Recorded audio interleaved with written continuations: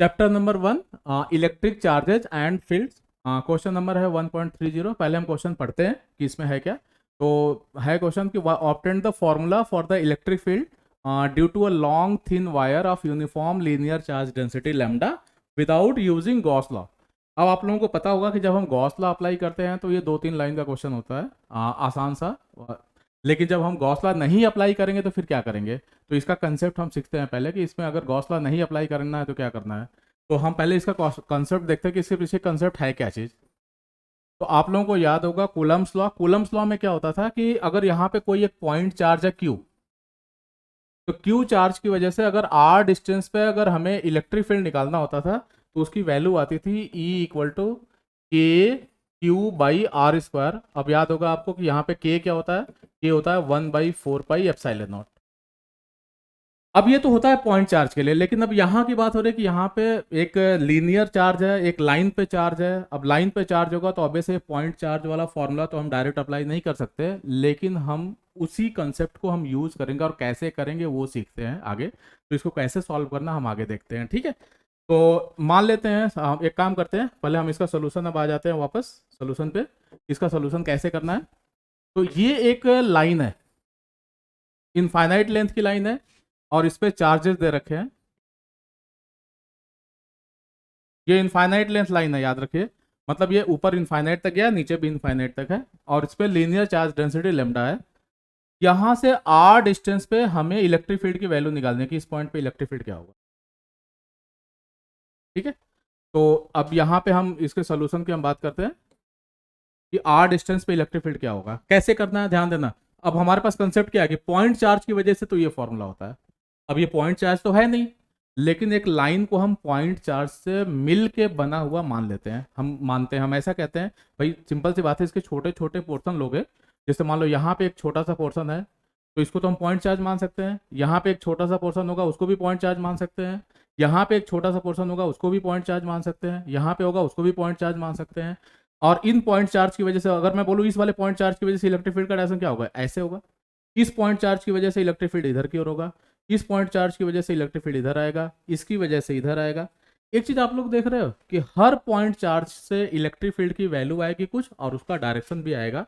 अब अलग अलग डायरेक्शन है तो हम सबको एक साथ नहीं जोड़ सकते। सिंपल सी बात है, इसकी वजह से इलेक्ट्रिक फील्ड, इसकी वजह से, इसकी वजह से, इसकी वजह से, सबकी वजह से हम क्या करेंगे, इलेक्ट्रिक फील्ड लिखेंगे और उन सबको हम ऐड करेंगे। लेकिन ऐड कैसे करोगे, इसका डायरेक्शन इधर है, इसका इधर है, इसका इधर है, हम डायरेक्ट तो ऐड कर नहीं सकते क्योंकि electric field is a vector quantity और वेक्टर को हम डायरेक्ट ऐड नहीं करते। तो हम इसको क्या करेंगे, रिजॉल्व करेंगे। कैसे करेंगे, तो अब इसको हमें कैसे लिखना है स्कूल में या क्लास में जब भी आएगा तो लिखना कैसे वो मैं समझा रहा हूँ नेक्स्ट पेज पे, बहुत ध्यान से देखिए आप लोग। ये हम पहले लाइन बना लेते हैं, इस पे चार्जेज है, प्लस ही मान लेते हैं, प्लस या माइनस कुछ भी ले सकते हैं, उससे फर्क नहीं पड़ता, ठीक है। इस पॉइंट से आर डिस्टेंस पे पॉइंट पी है, इस पी पॉइंट पे आपको इलेक्ट्रिक फील्ड निकालना है। तो हम लोग करेंगे क्या, ध्यान से देखिए। इस पॉइंट से हम एक्स हाइट पे छोटा सा इसका पोर्शन कट कर लेंगे डीएक्स लेंथ का।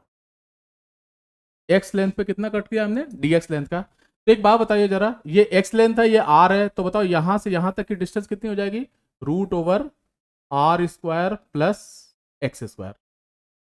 और डीएक्स लेंथ में कुछ चार्ज आएगा, तो डीएक्स लेंथ में कितना चार्ज आएगा, तो हमें पता है लेमडा क्या, चार्ज पर यूनिट लेंथ है, मतलब यूनिट लेंथ में लेमडा चार्ज है। तो बताओ डीएक्स लेंथ में कितना होगा, तो सीधे लिखोगे चार्ज इन डीएक्स लेंथ कितना होगा भाई, लेमडा इंटू डीएक्स।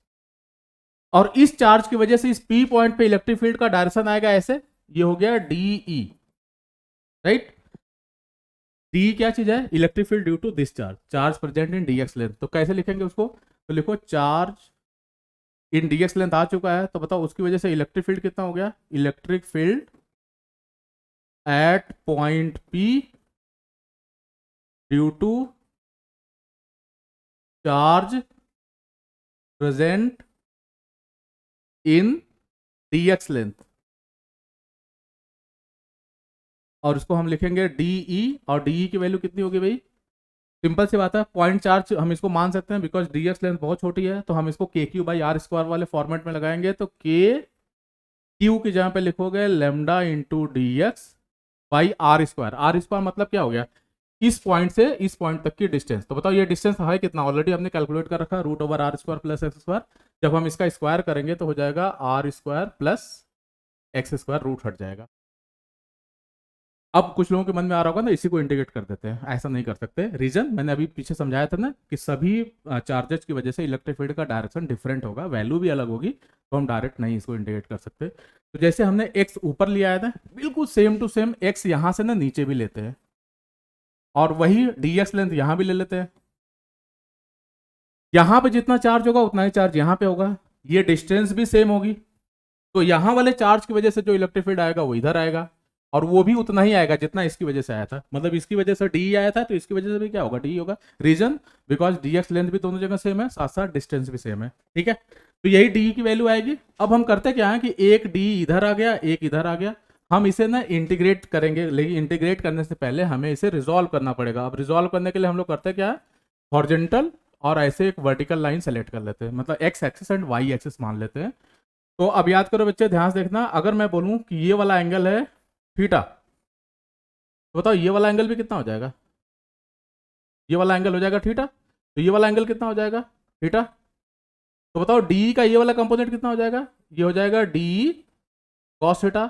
इस डी का इधर वाला कंपोनेंट कितना हो जाएगा भाई, ये हो जाएगा D sine theta. Similarly D, ध्यान समझना, अगर ये थीटा है तो ये 90 बेसिकली क्या होगा, ध्यान से देखना, ये थीटा है, ये भी थीटा है, ये भी थीटा हो गया, ये 90 माइनस थीटा हो गया। तो सिमिलरली बताओ ये वाला एंगल भी कितना हो जाएगा, ये इसके सामने ही तो है, देखो ये थीटा है, तो ये 90 माइनस थीटा, तो ये थीटा हो गया, सॉरी ये थीटा हो गया। तो बताओ यहाँ पे क्या हो जाएगा, ये हो जाएगा आपका डी, भाई ये थीटा है, ये थीटा होगा, तो ये भी क्या हो जाएगा डी कॉस थीटा, और इधर वाला क्या हो जाएगा डी साइन थीटा। तो बेसिकली यहाँ पे क्या आएगा 2d साइन थीटा। ध्यान समझना, फिर से एक बार समझा देता हूँ मैं, ये थीटा है, ये लाइन और ये लाइन बराबर है, तो ये वाला एंगल भी थीटा होगा। अब अगर ये थीटा है तो ये देखो अल्टरनेट एंगल दिख रहा है, ये वाला भी थीटा हो जाएगा इसकी वजह से, ये थीटा तो ये भी थीटा, इसके सामने वाला भी थीटा हो गया। सिमिलरली ये थीटा है तो अल्टरनेट एंगल ये थीटा हो गया, तो इसके सामने वाला भी थीटा हो जाएगा। ये दोनों एंगल थीटा थीटा हो गए, तो डी का ये वाला कंपोनेंट कॉस, इधर वाला साइन। सिमिलरली इस डी का ये वाला कॉस, इधर वाला साइन। अब ध्यान से देखिए, ये जो डी कॉस थीटा है इस वाले का कंपोनेंट इस डी के ये वाले कंपोनेंट से कैंसिल आउट हो जाएगा, तो ये दोनों हो गए कैंसिल। अब ये बचता है 2d साइन थीटा, जो कि सेम डायरेक्शन में आ गया, इसे हमें इंटीग्रेट कर देना है। अब जितने भी यहाँ पे इलेक्ट्रिक फील्ड, जितने भी चार्जेज है, उन सबका इलेक्ट्रिक फील्ड का एक कंपोनेंट कनेक्ट कैंसिल होता जाएगा और एक कंपोनेंट जो होगा ऐड होता जाएगा। तो कौन सा ऐड हो रहा है, 2d साइन थीटा। तो हमें बताओ नेट फील्ड अगर निकालना है पूरे वायर की वजह से, तो ई नेट क्या लिखोगे, इंटीग्रल ऑफ 2d। अब कैसे करना है, क्योंकि अभी आसान नहीं है ये करना, इसके बाद देखो हम करते क्या है, इंटीग्रल ऑफ 2d रखते हैं। डी की वैल्यू ऑलरेडी हमें मालूम है, के lambda dx upon r² plus x², ये आ गया। उसके बाद साइन थीटा वैल्यू प्लेस करनी है। तो बताओ यहाँ पे साइन थीटा क्या होगा, किसी भी ट्राइंगल को ले लो, चलो इस वाले को ले लेते हैं हम, ध्यान से देखना, ये दिख रहा है ट्राइंगल, देखो बच्चे सब लोग, ये है थीटा, तो साइन थीटा क्या हो जाएगा, ये r परपेंडिकुलर बाई हाइपोटेनस, तो r by √r² plus x²। अब बात आते हैं कि इसमें क्या चीज वेरी कर रहा है, ये देखते हैं। तो इसमें क्या बदल रहा है, ध्यान से देखो सब लोग, आप लोग, इसमें k कांस्टेंट होगा, लेमडा कांस्टेंट होगा, r भी कांस्टेंट होगा, इसमें वेरिएबल है x। x क्या चीज है, इस पॉइंट से डिस्टेंस है इस चार्ज की। एक बात बताओ, ये जो पॉइंट है यहां से स्टार्ट होते होते कहां तक जाएगा, बहुत दूर, इनफाइनाइट तक, ठीक है। नीचे भी है, कहोगे सर नीचे भी लेना पड़ेगा, माइनस इनफाइनाइट से नहीं लेना पड़ेगा, क्यों, क्योंकि हमने ऑलरेडी इसको नीचे वाले को तो हमने साथ में ले ही लिया है ना, तभी तो 2 टाइम्स लिखा है यहाँ पे। तो हमें सिर्फ ऊपर इंटीग्रेट करना है, कहाँ से कहाँ तक, 0 से लेके इनफाइनाइट तक हम इसे इंटीग्रेट करेंगे। अब इसके बाद देखो कैसे करना है, क्योंकि इसके बाद असली चीज आती है, मैथ आती है थोड़ी सी। इसमें देखो k कांस्टेंट है, लेमडा कांस्टेंट है, r कांस्टेंट है, 2b कांस्टेंट है, इन सबको बाहर निकालो, क्या आ जाएगा भाई, 2k लेमडा r बाहर हो गया। अंदर क्या बच जाएगा इंटीग्रल साइन के अंदर, ये बच गया dx upon r² plus x² whole to the power 3/2।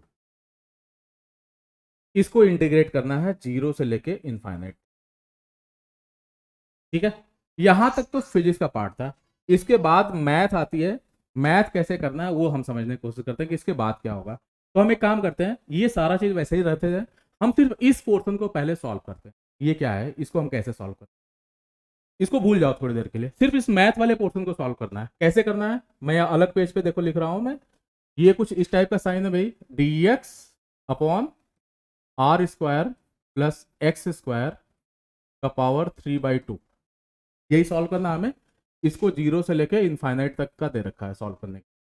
क्या करेंगे भाई, तो इसमें हम ऐसे क्वेश्चन में हम करते हैं, देखो हमारे पास दो तरह के इंटीग्रेशन आते हैं, सब्स्टिट्यूशन मेथड सॉल्व करते हैं इसको, मैथ वाले टीचर ज़्यादा अच्छा बता पाएंगे इसे। लेकिन इसमें होता क्या है कि एक में ना वेरिएबल मल्टीप्लाई होता है और एक में वेरिएबल मल्टीप्लाई नहीं होता। अगर वेरिएबल मल्टीप्लाई है तो इस नीचे वाले को हम टी स्क्वायर मान लेते हैं, और अगर वेरिएबल मल्टीप्लाई नहीं है तो इसका तरीका ये होता है, हम इसको ऐसे लिखते हैं, let x is equal to r tan theta. इसका कंसेप्ट फिक्स है भाई, कोई चेंज नहीं कर सकता, जो है ऐसे ही करना है। ठीक है ना, आर एक्स इक्वल टू क्या, आर टैन थीटा। इसको हम पहले डिफ्रेंशिएट करेंगे, तो लिखोगे इसको d x is equal to r sec square theta D theta. अब हम करेंगे क्या, यहाँ पे लाके रख लेते हैं। देखिए सब लोग, ये लिमिट अभी छोड़ दीजिए, लिमिट हम लास्ट में लगा लेंगे। डी एक्स यहाँ पे रखिए r sec square theta D theta divided by r square plus x square लिखा है, तो एक्स की जगह पे क्या लिखना है, आर टैन थीटा, तो this is equal to r square tan square theta and whole to the power 3/2। अब इसके बाद क्या करना है भाई, सारे बच्चे ध्यान से देखेंगे, आर इसमें से देखो कांस्टेंट बाहर निकल गया, इंटीग्रल के अंदर हो गया, यहाँ पे बचा sec square theta D theta whole divided by, यहाँ पे देखो आर स्क्वायर कॉमन लोगे, ये कुछ ऐसे लिखते हैं, ध्यान से देखना, आर स्क्वायर कॉमन हो गया 1 plus tan square theta and whole to the power 3/2। सब लोग ध्यान से देखें भाई, 1 प्लस टैन स्क्वायर थीटा क्या होता है, सेक स्क्वायर थीटा होता है, ये तो पता ही है सबको। तो ये जब पूरा सॉल्व करोगे तो ये आ जाएगा आर, ये ऊपर हो गया sec square theta D theta whole divided by r cube sec cube theta, ये आ जाएगा। देखो कैसे आया, 1 प्लस टैन स्क्वायर थीटा को सेक स्क्वायर थीटा करेंगे और उसका 3/2 पावर है, तो ये सेक क्यूब थीटा हो जाएगा। ये पूरे का पावर 3/2 है, तो ये r cube sec cube theta, तो यहाँ से देखो कैंसिल आउट हो गया, फाइनली बच गया 1/r स्क्वायर, और सिर्फ यहाँ पे बचेगा कॉस थीटा डी थीटा। कैसे, sec square theta sec cube theta से कैंसिल हुआ, एक सेक थीटा नीचे बचा है जिसका रेसिप्रोकल कॉस थीटा होता है। अब हमें कॉस थीटा का इंटीग्रेशन मालूम है, और कॉस थीटा का इंटीग्रेशन क्या होता है भाई, सिंपल सी बात है, साइन थीटा या कॉस थीटा का इंटीग्रेशन क्या होता है, तो ये हो गया 1/r स्क्वायर साइन थीटा हो जाता है। ये याद करो कैसे करते हैं, साइन थीटा को डिफरेंशिएट करने पे कॉस थीटा आता है, तो कॉस थीटा को इंटीग्रेट करने पे क्या आ जाएगा, साइन थीटा हो गया। अभी लेकिन कहानी खत्म नहीं हुई है, हमें ये साइन थीटा आंसर आया है, लेकिन अभी खत्म नहीं हुआ। देखो यहाँ से अभी हमें वापस जाना पड़ेगा, यहाँ हमने लिखा था, क्या लिखा था, x equal to r tan theta, तो बताओ भाई यहाँ से टैन थीटा क्या हो जाएगा, ये हो जाएगा x/r। तो बताओ यहाँ से साइन थीटा क्या हो जाएगा, साइन थीटा हो जाएगा x/√r square plus x square. ये ट्रिग्नोमेट्री लगी है, चाहो तो आप इसको ऐसे कर सकते हो, ये ट्रायंगल बना लो, यहाँ पे थीटा मान लो, ये हो गया x, ये हो गया r, तो बताओ ये क्या हो जाएगा, √x square plus r square. आप रखा दो, देखो यहाँ पे tan थीटा x/r है, तो साइन थीटा क्या हो जाएगा, x/हाइपोटेनस √r स्क्वायर प्लस एक्स। तो this is equal to 1/r square, limit लगाओ अब, x/√r square plus x square, zero से इनफाइनाइट।